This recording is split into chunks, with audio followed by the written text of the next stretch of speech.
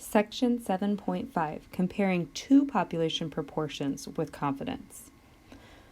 Okay, so our setup here is a 2002 Pew poll based on a random sample of 1,500 people suggested that 43% of Americans approved of stem cell research.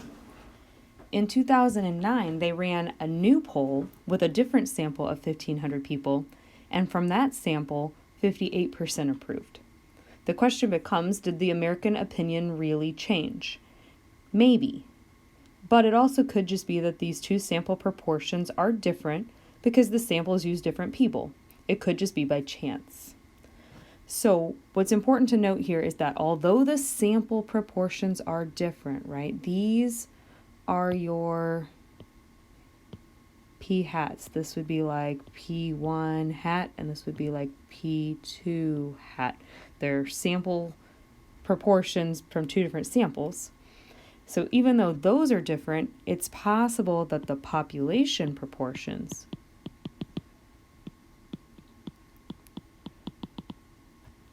might still be the same. So that would be like P1 and P2. The actual percentages might still be the same. Okay, so when we compare two samples, we're going to base it on subtraction. When you're comparing two numbers, you compare them by subtracting them and seeing how much difference there is between them.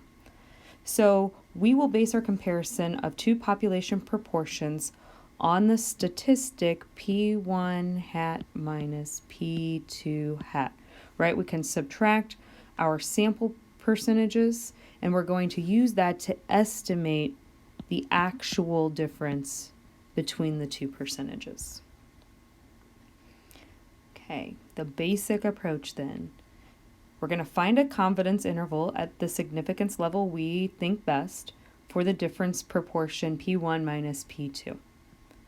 When we find this confidence interval, what we're going to do is we're going to check to see whether that interval includes the number 0. If it does, this suggests that the two population proportions might actually be the same. Why? Okay, well, this is kind of basic, some algebra reasoning here. So if you have two numbers and you subtract them, if you have P1 minus P2, you have two values and you subtract them and get 0, what that implies, by a little algebra move here, if we move this P2 to the other side, what that implies is P1 equals P2. So if you can subtract two numbers and get an answer of 0, what that implies is that those two numbers then are the same. That's a very, very important concept to apply in this section. Okay, so we have basically the same conditions, only now we have to check it for both populations because we're now dealing with two populations, not just one. You just have to check everything for both of them. So you have to have random samples for both of them and independent observations. Both of your samples have to be large enough. So all this is you're checking the same conditions twice. So these are the conditions we've checked before with the first sample, and then you just have to check them again with the second sample. And then the same thing for big populations. You have to check, is the population big enough in both cases?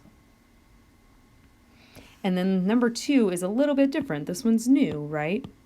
Because now we have two different samples, those samples must be independent of each other. So you can have no relationship between the objects in one sample and objects in the other. There's a formula that's given in your text, which you can look at here. We are not going to use this formula. We are going to use StatCrunch to calculate this.